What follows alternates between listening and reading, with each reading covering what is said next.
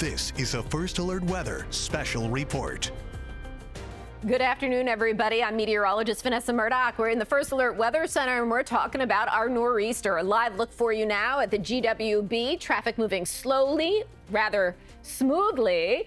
The snow is not really sticking yet, but to grassy surfaces. And right outside our CBS Broadcast Center, we've got our fabulous crews out there getting ready to lay a whole lot of salt, because we do expect this storm to be even more impactful than our prior storm in January. So let's go ahead, shall we? First thing we want to do is bring you up to speed on the latest from the city. We've got some information from Mayor Mamdani. We have information about the Staten Island Ferry. So for that, what you need to know here, that Mamdani is declaring a state of emergency. There is a travel ban in place for us. The snow day, yes, in New York City on Monday has been declared. I know that kids are jumping with joy. Also, New York City is placed under an enhanced code blue. As far as the Staten Island Ferry service is happening out there, the Staten Island Ferry will operate on a modified schedule beginning tonight at midnight. It will be hourly service from midnight through 6 a.m. and then every 30 minutes starting at 6 a.m. And we expect the impacts from this storm, the updates from city officials, from government officials, to keep rolling on in, because this storm is just getting started. The worst of it will be overnight. So here's what's new regarding our nor'easter that we'll be dealing with. Now everyone in the viewing area is under a blizzard warning. The severe severity index is extreme for much of the viewing area, and thunder snow is looking more and more likely, especially along the coastline. This storm is ramping up. It's a First Alert weather day today and tomorrow. We're talking heavy snowfall. This is going to start as heavy wet snow. By the storm's wrap, it will be more light and fluffy, but nonetheless, heavy wet snow for the most part, 12 to 18 inches of that for many of us. 18 to 24 inches hugging the coastline. These are big numbers and bigger than the January snowstorm. Winds will be significantly stronger this time around, so we do have concerns about power outages. We're talking wind gusts 40 to 60 miles per hour. Note the plus. Now, that plus is for the east end of the island, the Twin Forks. There, those wind gusts could, this is a could, approach that 70 mile per hour mark. Now, when you combine snow, whether it's falling or blowing, man, and that visibility gets reduced to a quarter mile or more, we are anticipating blizzard conditions. We are under a blizzard warning right now across the tri-state area. Coastal flooding will be a player as well with this system. So here's that winter storm severity index I talked about, but we'll get back to that in just a moment. Right now, we're giving you a live look. This is, I believe, Seaside Heights, and we've got some rain falling there right now, but what we're seeing is that rain is starting to transition to snow for more of us at this hour, and that trend will persist through the evening. And that means by, say, 5, 6 o'clock, it is snow for all of us. So that's when this starts to come into play, right? This winter storm severity index. In the purple, it's extreme. Majority of the viewing area under that extreme severity. But as we look to the north and west, notice the red. That means there's major impacts, but not quite as significant as we expect as we approach the coastline. Now, as far as this nor'easter is concerned, it's a massive storm that is developing, becomes a massive storm. Impacts will be felt from, say, Norfolk, Virginia on the milder side, all the way up into New England, into Boston. Where you see the purple, that's around Providence. They're also expecting some extreme results from this storm. Let's talk more about the coastal impacts. Again, last time in January, no coastal concerns, really. This time, they're pretty significant. We do expect during tonight's high tide cycle to experience moderate coastal flooding. Now, that means 1 to 3 feet of inundation over land. And you can see that that is extensive for our coastal communities. We could even see some minor coastal flooding up into the Hudson River, all the way north to, say, the New York state line, where New Jersey and New York State come into play. So this is a big challenge tonight. We're also going to see significant coastal erosion as well. But when is that high tide cycle we're most concerned about? Point Pleasant at 10:59, Manasquan 11:22, at Freeport on the island at 11:52.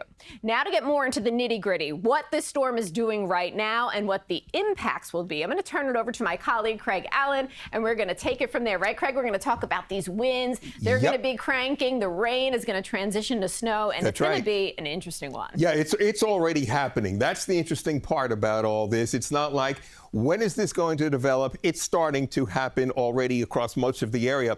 The winds, as you mentioned, are going to be about 50, 60 miles per hour. So the strongest winds are most likely to be found out across the eastern portions of Long Island. Nobody's going to be able to get away from the winds, but the worst of it will be along the coastline. Now, in terms of radar, here we go. This is the area of snow. Look at that rain-snow line. You know how many times we talk about the rain-snow line moving north and changing the snow to rain?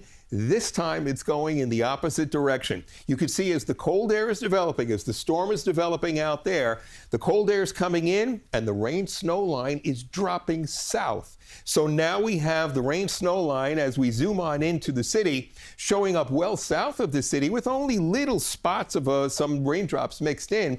But most of the city, the 5 boroughs, Long Island now, it's a wet snow. It's around 32. It's daytime. It's not sticking to the streets. You still have a little time to get out there. Wet roads, but it's not slippery. It's not snowy just yet. Let me take you down into central Jersey, though, because along 195, you can see the snow line and the rain line. It's still raining for you, but it eventually will change over to snow, I would say, within the next 2 to 3 hours. A broader view of this entire system here.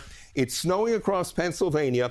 This is the energy. This is the energy of, and with the snow, that was pushing down to this developing storm out here.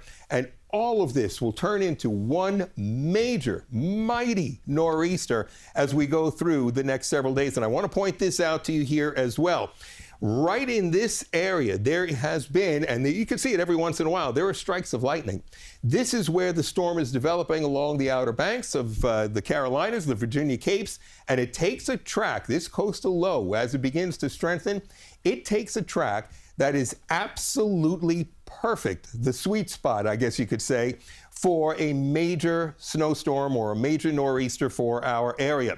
And if it goes across this 40-70 line out there, I mean, we are just in the right spot for it to be mostly snow, and that is the case with this particular system. So you can see here on Futurecast, the winter coming in from the east, they are going to back around more to the northeast. It's all snow now. What is this? About 6 p.m. this evening, so just a few hours from now.